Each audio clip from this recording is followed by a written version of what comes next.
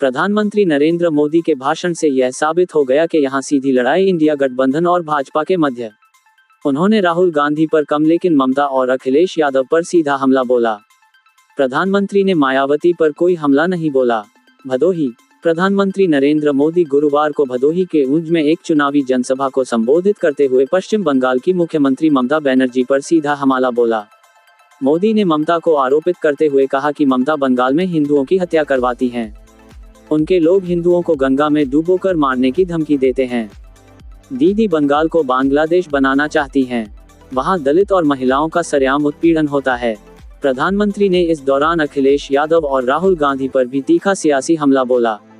प्रधानमंत्री नरेंद्र मोदी तकरीबन 30 मिनट से अधिक के अपने संबोधन में ममता बनर्जी, कांग्रेस और समाजवादी पार्टी को निशाने पर रखा। मोदी ने कहा कि समाजवादी पार्टी उत्तर प्रदेश को पश्चिम बंगाल बनाना चाहती है, क्योंकि ममता बनर्जी और अखिलेश यादव की विचारधारा एक है। इस दौरान प्रधानमंत्री नरेंद्र मोदी ने पश्चिम बंगाल में हुई मनीष शुक्ला की हत्या पर भी सवाल उठाया। मनीष शुक्ला भदोही से ही है और भाजपा की राजनीति से जुड़े थे। उन्होंने कहा कि पश्चिम बंगाल में हिंदुओं की हत्या की जा रही है। समाजवादी पार्टी भी उत्तर प्रदेश में आतंकवादियों को खुली छूट देती थी।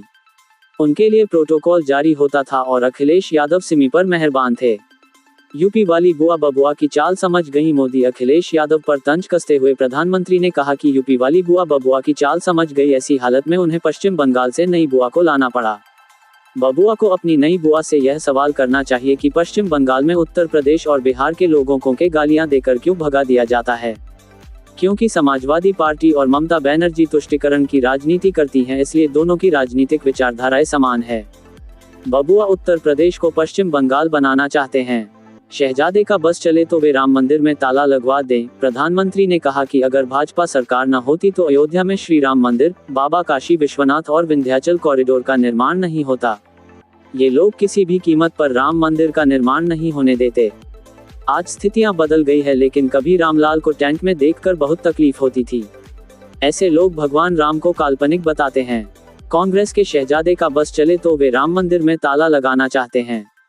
भाजपा ने उत्तर प्रदेश की छवि को बदला है। हम वन जिला वन प्रोडक्ट की बात करते हैं, जबकि समाजवादी पार्टी वन जिला वन माफिया की बात करती है।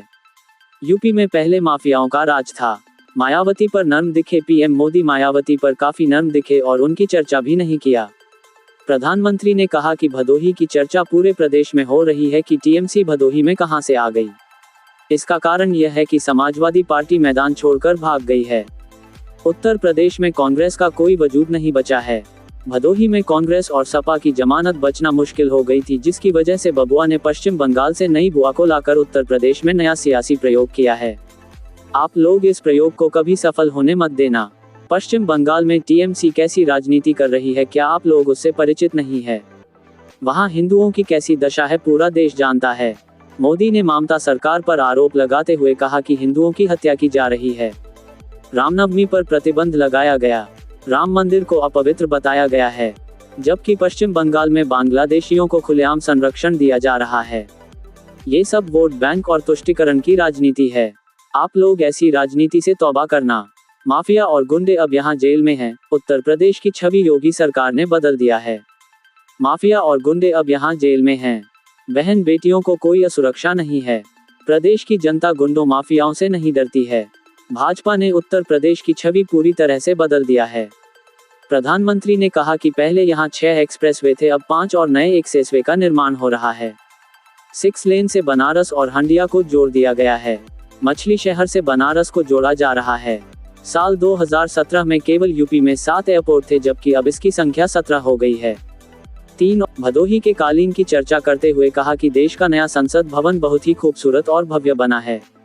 नई संसद भवन में भदोही की कालीन बिछी गई है, ये हमारे लिए गौरव की बात है। प्रधानमंत्री ने कहा कि हमारी सरकार ने जल जीवन मिशन के तहत 14 करोड़ लोगों तक पानी पहुंचा है। गरीबों के लिए 4 करोड़ घर बनाए गए हैं। नई सरकार में हम 3 करोड़ घरों की गारंटी गरीब भाई बहनों को देते हैं। देश में सामान्य जीवन यापन करने वाली महिलाओं को हम लखपति बनाएंगे। 70 साल की बुजुर्गों का मुफ्त इलाज किया जाएगा। उन्होंने अपनी सरकार की अन्य उपलब्धियां गिनाई। इस दौरान प्रधानमंत्री ने कहा कि आप लोग 25 मई को कमल का बटन दबाकर डॉक्टर विनोद बिना को यहां से सांसद भेजें। ये वोट हमारे खाते में जाएगा। इस दौरान उत्तर प्रदेश कैबिनेट मंत्री ब्रिजेश पाठक ने प्रधानमंत्री को स्मृति भेंट किया। भाजपा जिला अध्यक्ष दीपक मिश्रा ने अंगवस्त्र भेंट किया, जबकि भाजपा उम्मीदवार डॉक्टर विनोद बिंद ने प्रधानमंत्री का